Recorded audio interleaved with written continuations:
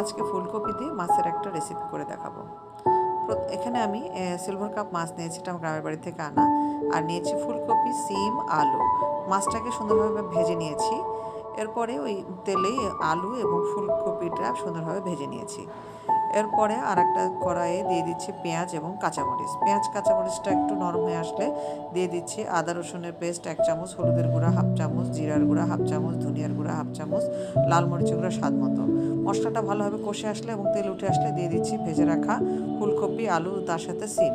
সুন্দরভাবে এগুলো কষিয়ে নিয়ে দিয়ে দেবো সামান্য একটু পানি, এবং এই পানিটা একটু শুকিয়ে আসলে এরপরে দিয়ে দেবো টমেটোটাও ভালোভাবে কষিয়ে নিয়ে আবার একটু পানি দেবো, দিয়ে ফুলকপি এবং আলুটা সেদ্ধ হওয়া পর্যন্ত। ফুলকপি আলুটা ভালোভাবে সেদ্ধ হয়ে গেলে ভেজে রাখা মাছগুলো দিয়ে দেবো ঝোলের জন্য পানি। এই সময় বলক উঠে আসলে দিয়ে দেবো লবণ এবং 1/4 চামচ গরম মশলা গুঁড়ো এবং ধনিয়ার পাতা দিয়ে নামিয়ে পরিবেশন করবো মজাদার স্বাদের এই রেসিপি।